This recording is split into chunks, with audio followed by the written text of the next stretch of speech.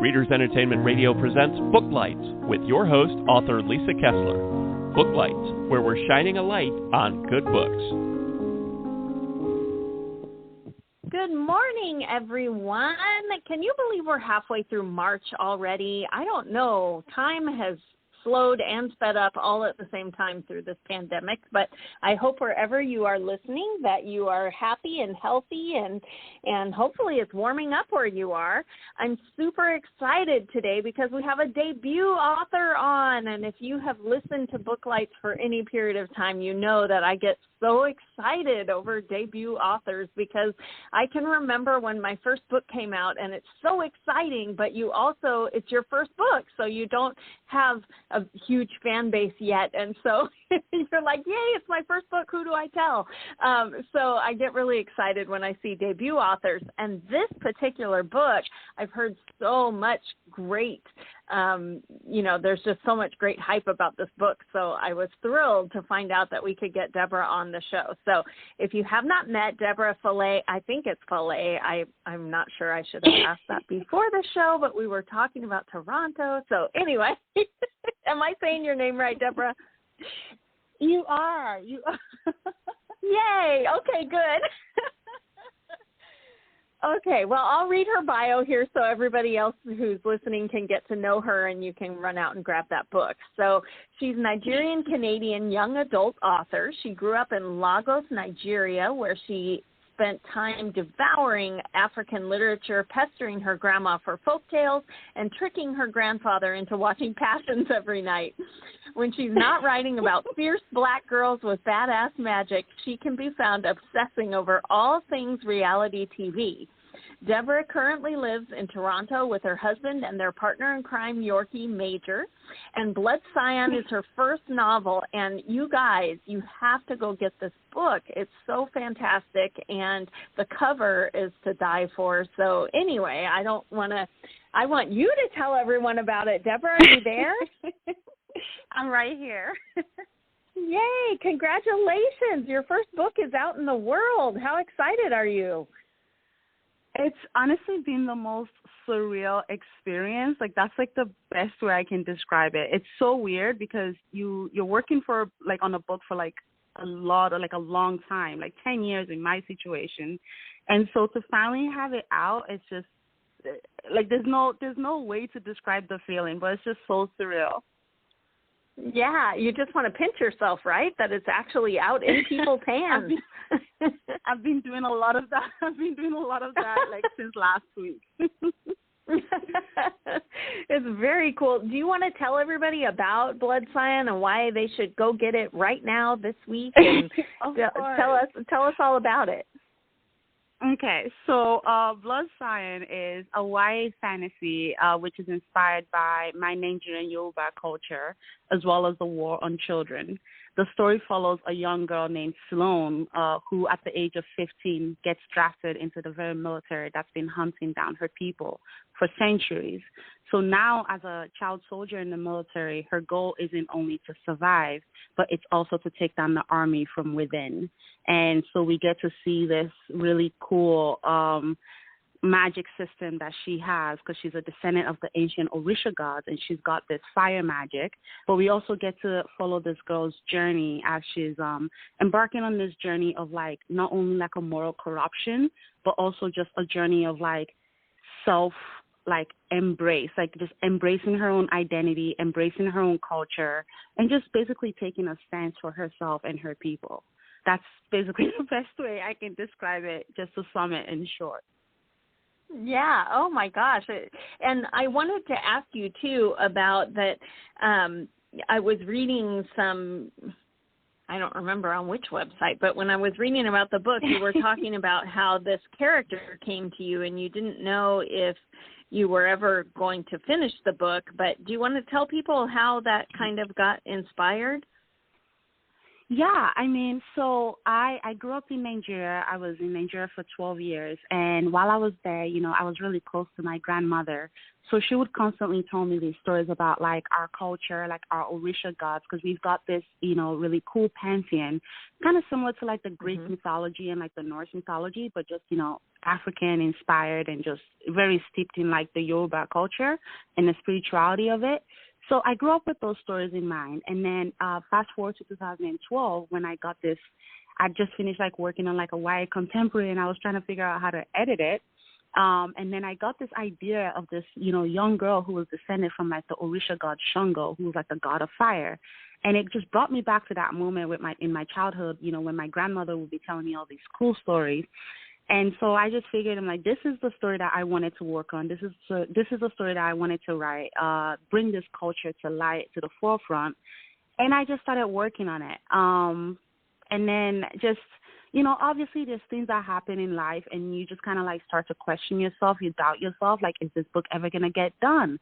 Am I ever going to finish this? Because it took a long time. Like, I wrote my first draft really, really fast. But then again, I ran into the same trouble of like, how do I edit this book? And I think that was the moment when I kind of realized that I needed to go on this journey of like learning to hone my own craft, because I think as writers, it's so easy to just write and you just write everything that's on your mind.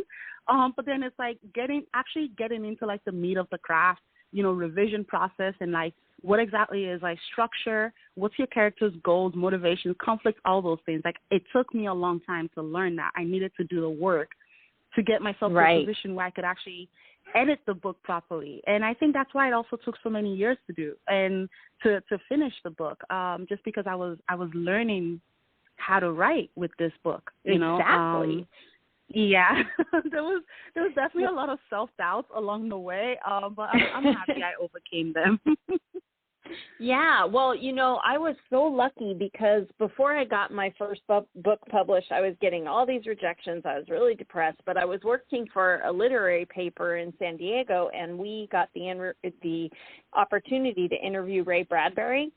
And the trade-off was that we were having him in the paper, and he was coming to do a speaking engagement. He was already in a wheelchair by then, but he still would come and talk about writing, and he was so passionate that he could make you cry just talking about writing. But he had said that writing, to him, he considered writing one of the hardest art forms because we do learn how to write a sentence and make, adjectives and verbs and all this kind of thing.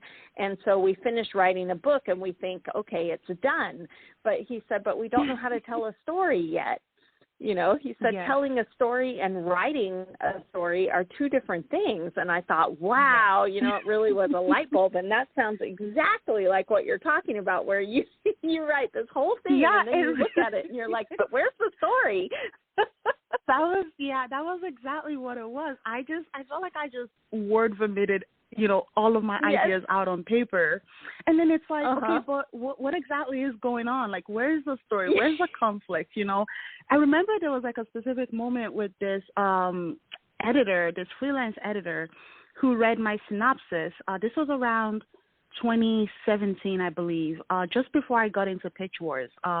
She read my synopsis, and I was feeling so happy about and so I sent her my synopsis. She read it, and she's like, I really love this, but your character has no goals. And I was like, what do you mean my character has no goals? That was such a big light bulb moment for me. Like, I've written 3 drafts of this book, and my character has no goals? Like, what does that mean? And then she, took the time to really talk me through just what she meant by that and just like explaining to me like the idea. That was when I learned about the GMC, like the goal, motivation, conflict, because she really took the time to explain that to me. And I was like, wow, like I spent all these years, 5 years at this point, working on this book, and I wrote a character with no goals. The craziest thing. But I'm so grateful for her for that, because I think if not for that like revision process that she did with me, I probably wouldn't have gone into Pitch Wars, because my character had no goals. Well, I feel like that too. Sometimes we have to write the whole book before we realize, oh, that's the theme of this book. Because because writing a book is really hard, and there is a craft to it, and it takes a while to figure out how to tell your story, because you know at first we're just writing a bunch of cool sentences.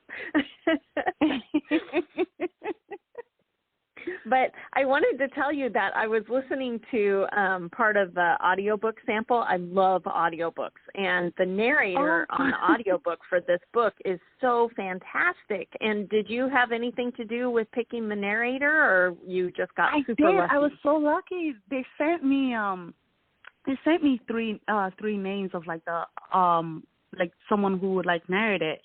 And they sent me like samples to go along with it. And so I was listening to a sample of like another work that she'd done.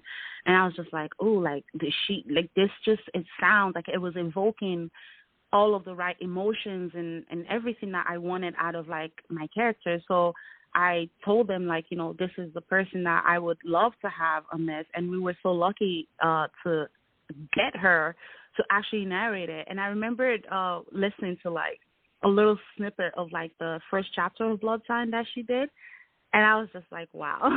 Like I don't even listen to audiobooks, but I started listening to audiobooks because of that. It was just incredible.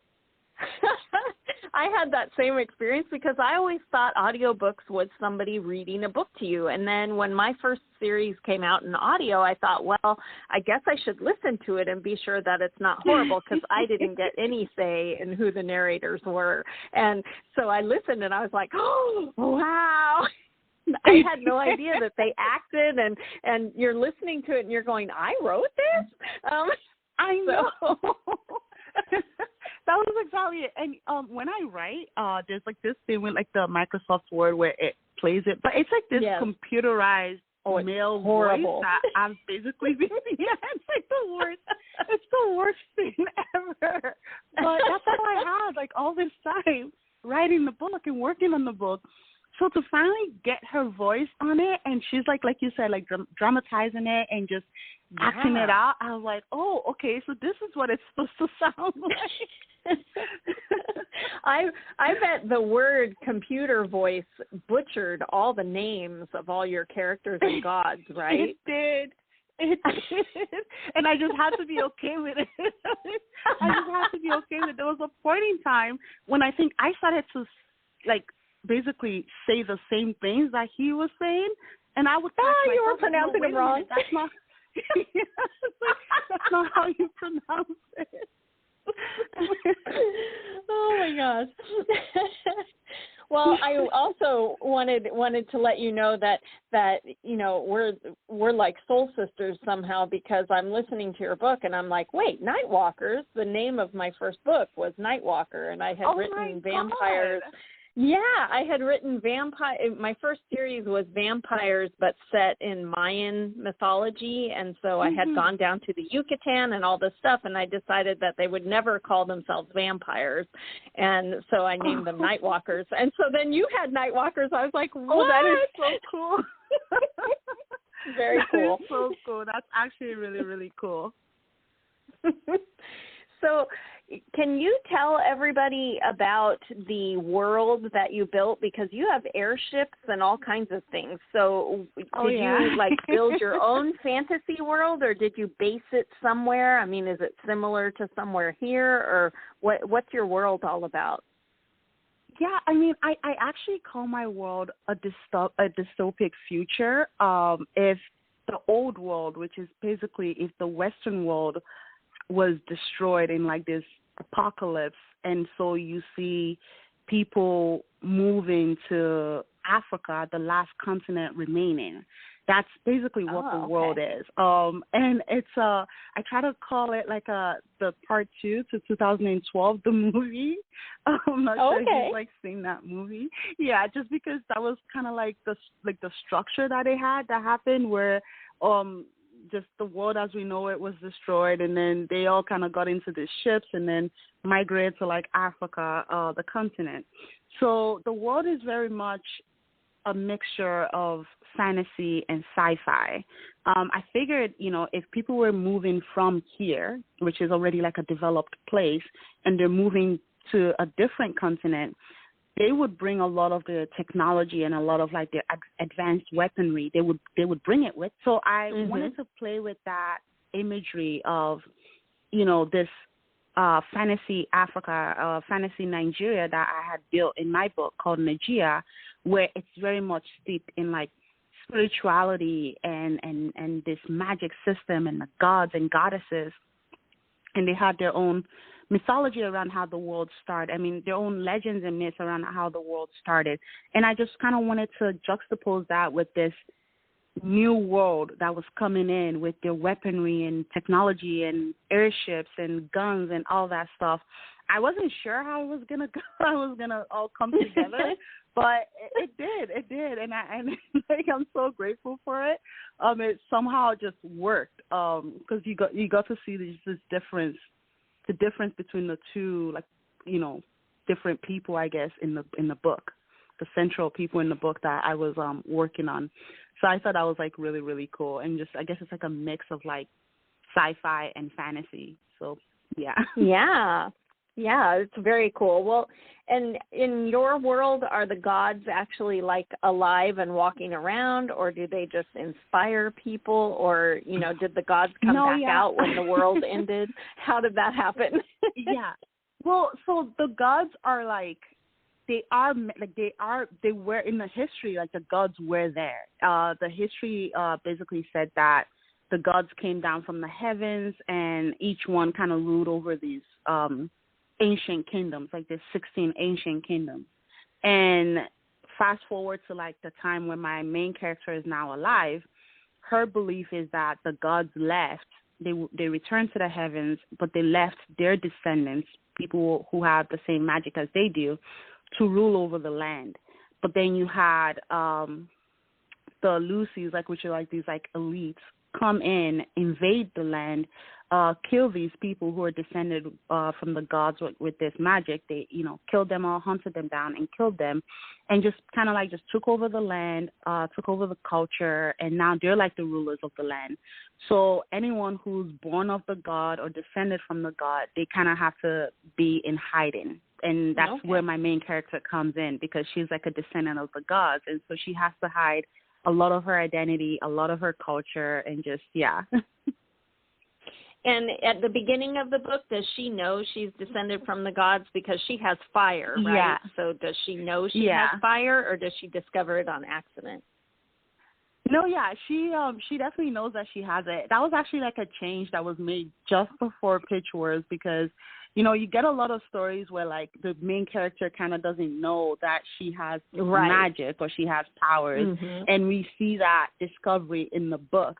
But then someone had told me, like one of like my CPs, I believe, had just told me that I think a lot of what you have here is slowing down the plot.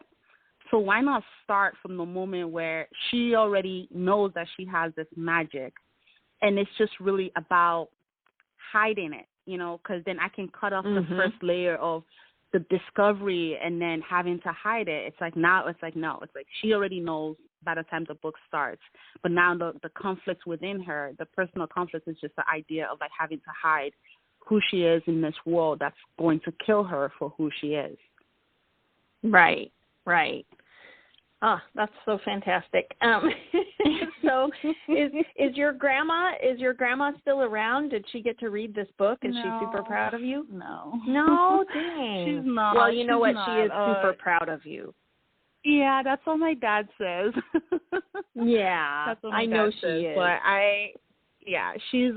she was like an integral part of the story, and just it's really cool because I think, you know, like we were talking about before the show, I've been in Canada now for almost 20 years. Neither one of us can really calculate this. We're writers, not mathematicians.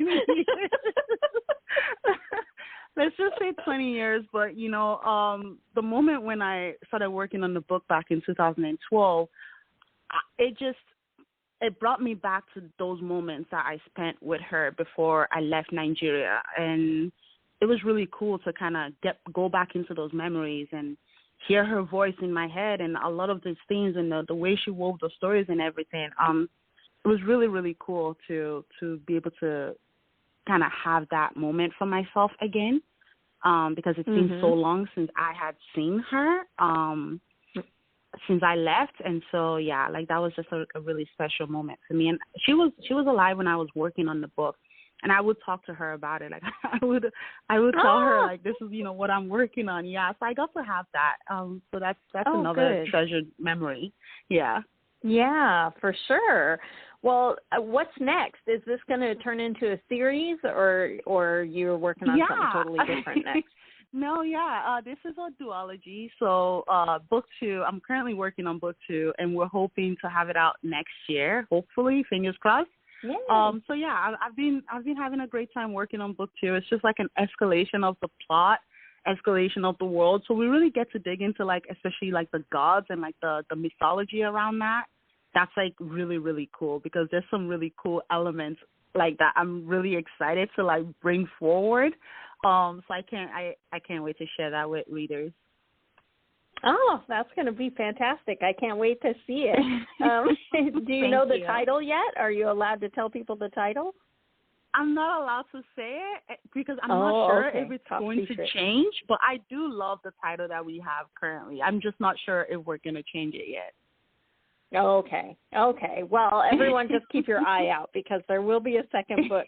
But the first book doesn't end on a cliffhanger, does it? Oh, it does. Absolutely. Oh, it does. Oh. All those cliffhanger people are out there cringing right now. I know. I know, but you know what? It'll mean that they have really to buy book one. 2. No, it's a really, really good one. I feel, at least so far, that's like the reception I've gotten. So I'm happy about that. Well, what brought you from Nigeria to Canada? That had to be like a huge culture shock, just because like it's cold. And are you dying to write a fish out of water story so that you can put all that in there? Oh my God, no. I mean, my dad's been here for like a very long time, so it was mostly just coming to like be with him, join him, and just have the family reunited again. But oh my God, I remember, because back in 2004, Canada used to be a lot colder than how it is now, and I remember stepping out, because I don't know, when we stepped out, we came in October 2004. We didn't have winter jackets with us. We just wore sweaters because we thought that was enough. Right. We thought that was enough, and it was. And Canada laughed. Like, it was. Oh my God! It was freezing cold. I feel like 2004 is probably one of the coldest years that Canada's probably had. Like one of the coldest winters. Yeah. So that was a really big shock for me. Did you, when you were bringing all of these other people from all over to the last continent left of Africa, did you get to use some of that fish out of water experience you had with any of the characters on the page?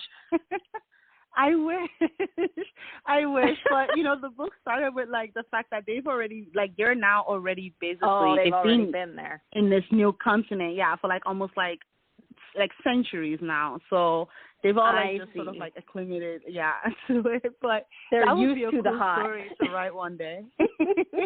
Yeah, well, when you do, just remember me. But I would think you had so many cool experiences of what that you could probably really write an awesome fish out of water story. No, I did. I mean, the first time I saw snow, like I was in school here in grade 8, and they were like, "Oh, it's snowing outside," and my dad, like, he would, whenever he'd come back to Nigeria, like, he'd show us pictures and whatnot.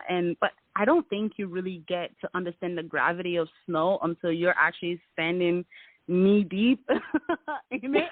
It's just like, what is this? What is this, and why is it freezing? And like, it was just, that was just another shock. I was just standing there in the middle of all of this snow, like, just like, what is this? What's going on? Why do you live here? On purpose. On purpose, yeah. I feel like I get a lot of people from the U.S. who are like, why is anyone living in Canada on purpose? Like, because we had a really terrible snowstorm I think last month. It was so bad. And a lot of people were just like, they saw pictures of it and they're like, why? Like, why are you guys doing this to yourself? I'm a San Diego native, so I'm used to it being hot and dry. And yeah, every time I go up north where it's cold, I'm like, how do people live here on purpose?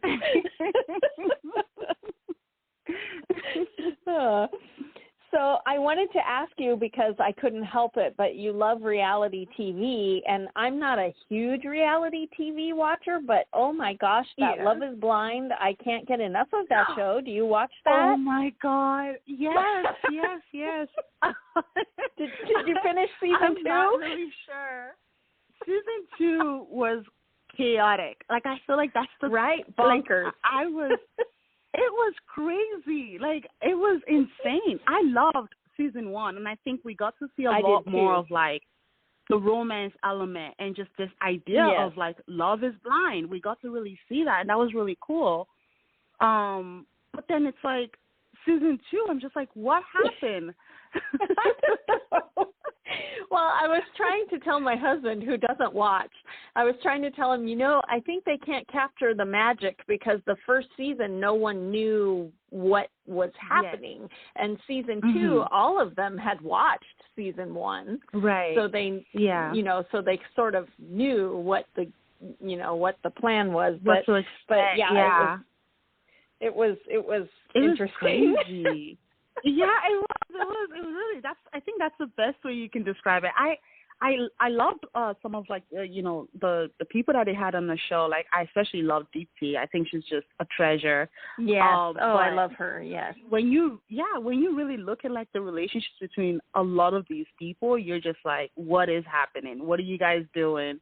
But I think I didn't know what's the thing with Shane. I'm like, what? Why are we fighting over this guy? But okay. Oh my God. I mean, yeah, that was that too. I feel like there's a lot more that maybe happened behind the scenes that they're not that we really didn't get to see. Talking about. Yeah, that we didn't get to see, because a lot of those decisions and whatever, it was really weird. I felt like the reunion is like, did you watch the reunion? Yeah, I did. Yeah. Okay, that didn't really help. It was weird. That's what I said. I was like, I felt like I had more questions at the end of the reunion than I did going into it, because it felt like a lot of people were just holding back. Like, I'm wondering if they signed, like, some sort of, like, NDAs that, isn't allowing them to really come out and speak about these things, because that was just really weird. Yeah, it was very, very strange. So, yeah.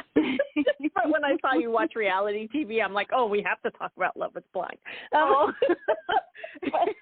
No, I watch everything. I'm like a reality TV junkie, so I'm constantly devouring everything on TV. Well, when you're not watching reality TV, who do you like to read that inspires you to, that you go, oh my gosh, I have to go get to the keyboard? Oh my God. I feel like I've gotten a lot of, like, we've seen, like, a lot of, like, new writers coming out. Of course, I love Saba Tahir's Ember in the Ashes. I think that book was just completely revolutionary in what it did for, like, YA. I loved reading a lot of, like, I love the Shadow and Bone series with, like, Leigh Bardugo. I hadn't gotten into, like, Six of Crows, but I absolutely love Shadow and Bone. Love the TV show too that they're doing on, like, Netflix, where I think that's, like, really cool. Yeah. But I also really just love, like, a lot of, like, the new fantasies that we're getting now, like Roseanne Brown's, like, A Song of Race and Ruin. That's, like, a duology that just got wrapped up last year, and it's just beautiful, like, beautiful writing, beautiful mythology, just beautiful characters, just beautiful everything. I'm constantly always like, if you haven't read it yet, you need to pick up that series and start it, because it's just gorgeous. But yeah, like, I have a bunch of, like, writers that inspire me, and me reading their work, it's like I'm constantly like, oh, I can't wait to get into, like, like you said, get on the keyboard and just, like, start typing and just start writing. So yeah. Yes. Well, we're rapidly running out of time, but I did put your Linktree link right there on Blog Talk. So anybody who's listening live or listening later, you can click that and follow Deborah on Twitter and Instagram. Do you have a website or something where people should find you? It's coming. It's coming. Oh, it's coming. Okay. It's coming, though. Okay. Okay, perfect. Well, thanks so much for being here today. Stay warm, and I can't wait to see the next book. Thank you so much for having me. Thank you. Okay, bye-bye. Thanks for joining us on Booklights. Be sure to connect with us at www.readersentertainment.com for articles, blogs, videos, and podcasts that matter to readers.